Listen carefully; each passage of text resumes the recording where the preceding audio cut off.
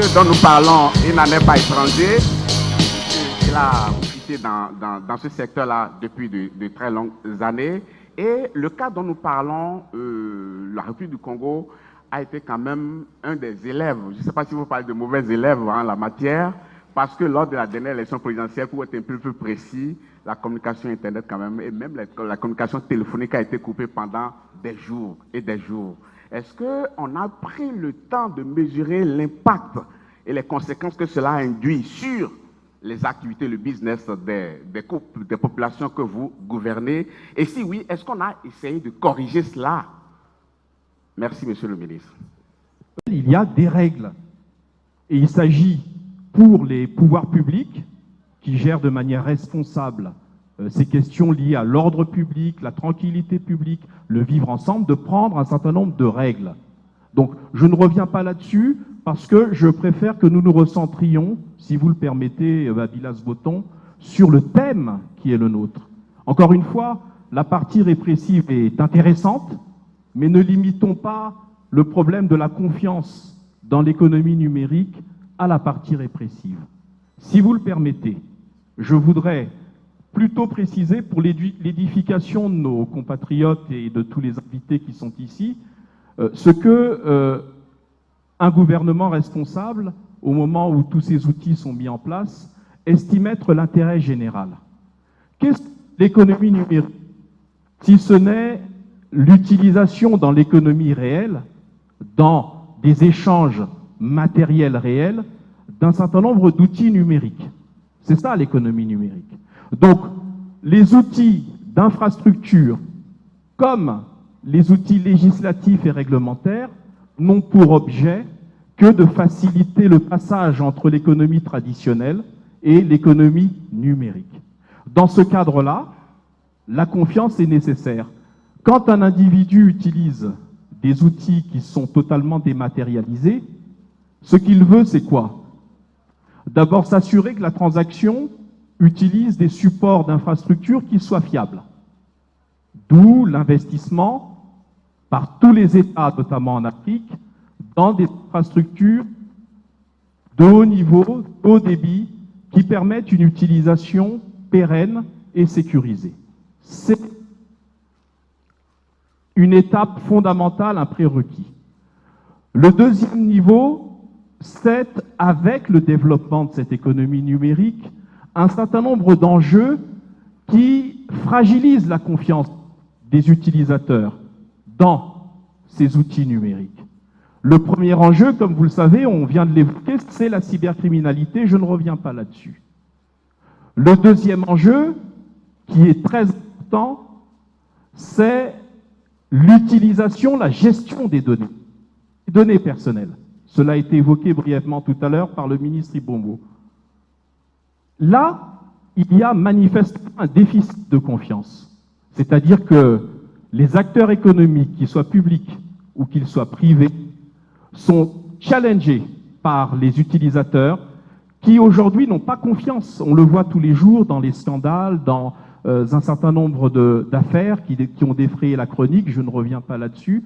C'est un enjeu fondamental. Pourquoi? Parce que les données personnelles sont un enjeu à caractère économique et financier. Ce qu'on appelle vulgairement la possibilité de les utiliser, de les vendre, de les transférer, voire d'avoir une attitude intrusive vis-à-vis des populations dont on tient et détient les données. Nous avons vu un grand espace économique comme l'Union européenne qui vient d'adopter un règlement général qui est un peu plus protecteur sur le sujet, mais on peut revenir dessus après. Le troisième enjeu, qui est là également fondamental, c'est de permettre une utilisation en tant qu'acteur économique de cette confiance dans ce qui, depuis l'Antiquité jusqu'à présent, en réalité, est la seule valeur qui compte. L'économie est partie du troc, c'est-à-dire d'un échange direct entre deux acteurs, et est allée depuis des millénaires vers une dématérialisation. C'est-à-dire qu'on a créé la monnaie, d'abord rudimentaire, et puis une monnaie fiduciaire, une monnaie pièce et papier, et puis on est passé aux cartes bancaires. Et aujourd'hui, on est passé à une dématérialisation totale des échanges et des transactions électroniques. Voilà les enjeux, Babilas Botton. Le volet répressif est nécessaire. Et je vois qu'on ne va pas passer 1 heure sur le volet répressif.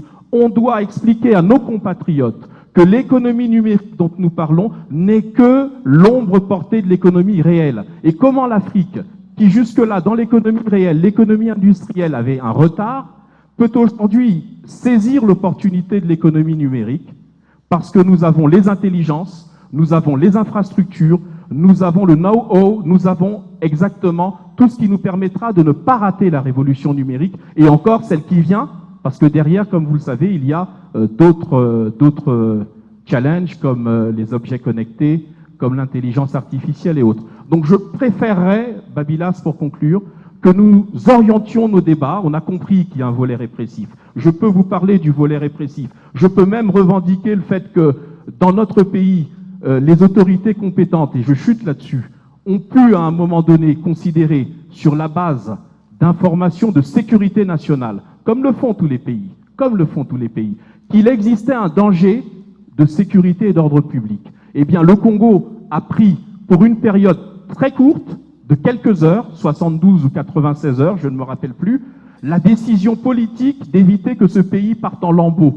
Et c'est-à-dire que pendant un temps, nous avons considéré que la déferlante des fake news, la publication illégale de résultats électoraux qui n'étaient pas validés et fondés sur la collecte par la seule commission électorale fixée par la loi, eh bien l'ensemble de ces paramètres a amené le Congo, comme certains autres pays, sur 96 heures.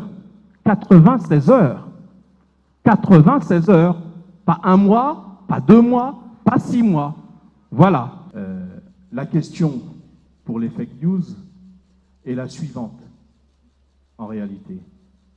C'est de savoir dans quelle mesure le mensonge que l'on pouvait débiter dans un bar, communément appelé Nganda au Congo-Brazzaville ou à Kinshasa, ou Maki ailleurs, comment ce qu'on pouvait débiter de manière inoffensive, un verre à la main, est devenu aujourd'hui une capacité donnée à des individus de le faire de manière démultipliée sur la toile.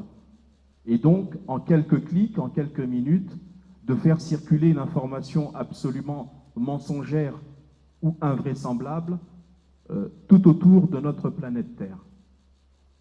Deuxième constat, et là je jette une pierre dans notre jardin, nous les gouvernants. S'il y a fake news, c'est qu'à travers le monde, une bonne partie de la jeunesse qui est ici représentée n'a plus confiance dans l'information institutionnelle. Je suis certain que si vous demandez à ces jeunes qui sont ici, combien regardent Télé Congo, dont je suis le responsable administratif. Merci, monsieur le ministre.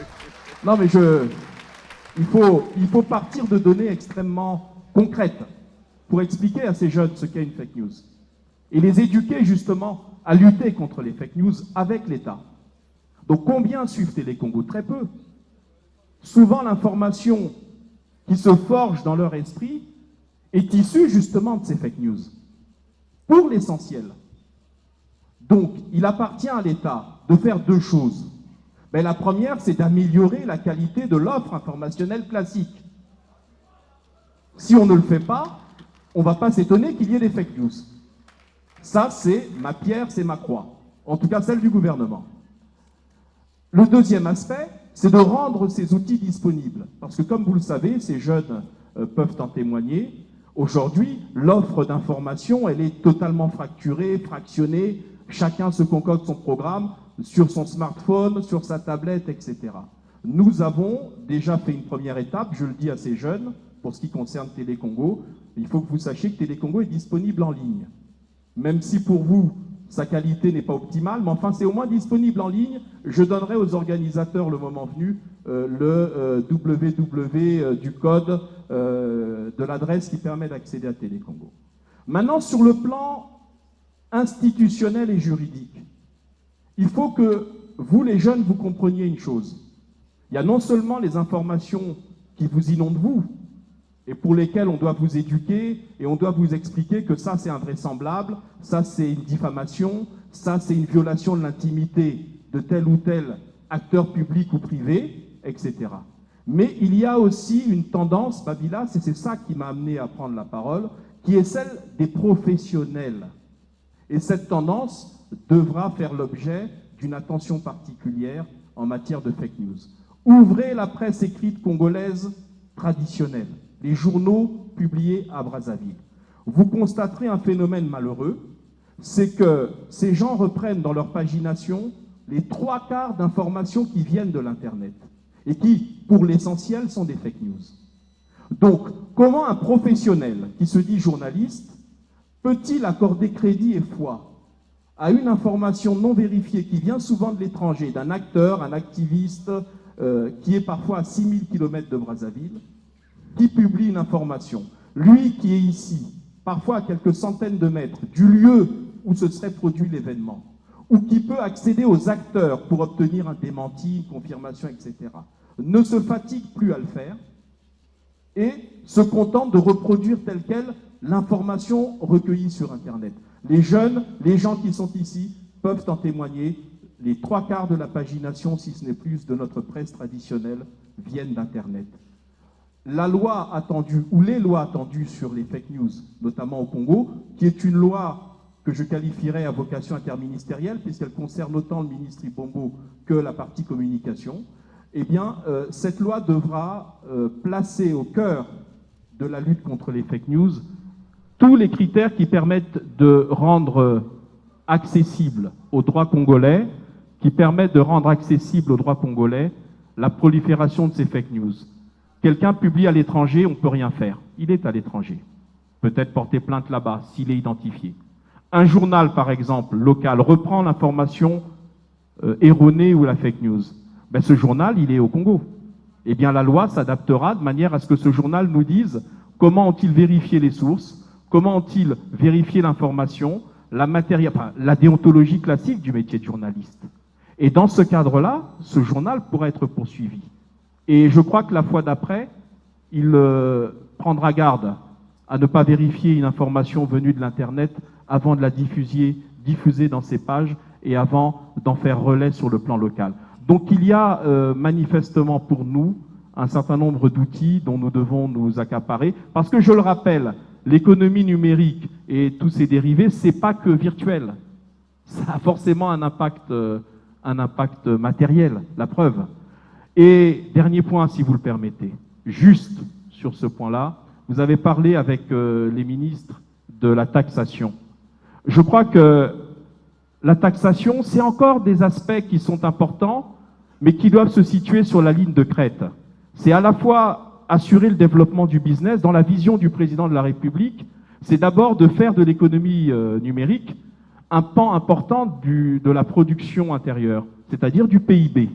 Je crois qu'à l'horizon 2025, il s'agit pour nous d'avoir une économie numérique, donc une économie réelle, qui représente entre 8 et 15% du PIB. Là, ça commencera, si vous le permettez, d'avoir de la gueule.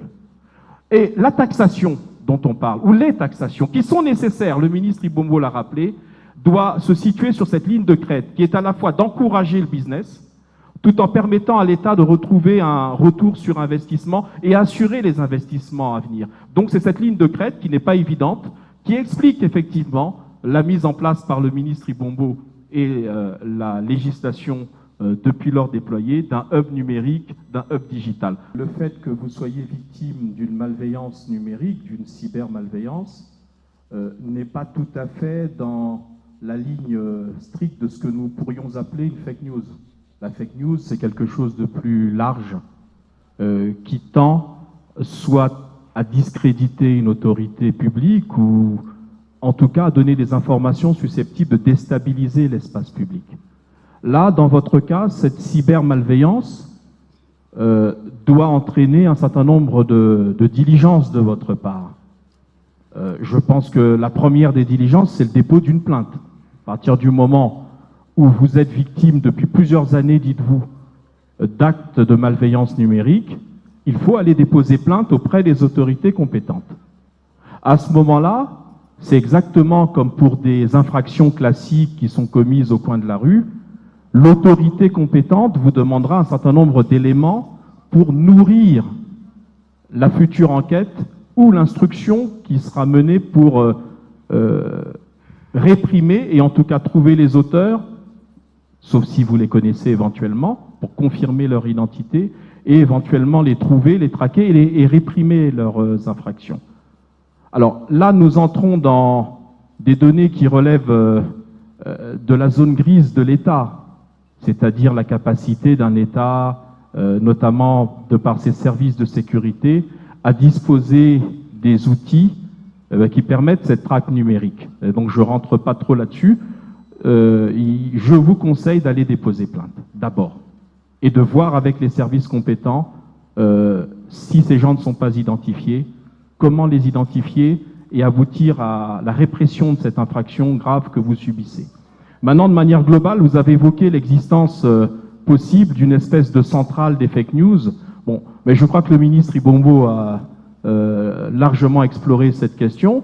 Je crois que dans le cadre des projets liés à la lutte contre la criminalité en ligne, il y a des centres d'alerte qui sont prévus et un certain nombre d'éléments qui vont permettre très probablement de favoriser la lutte contre ces fake news et de favoriser l'adoption demain d'une loi, même si on la trouve difficile à cerner et en fixer les bornes, cette future loi sur les fake news.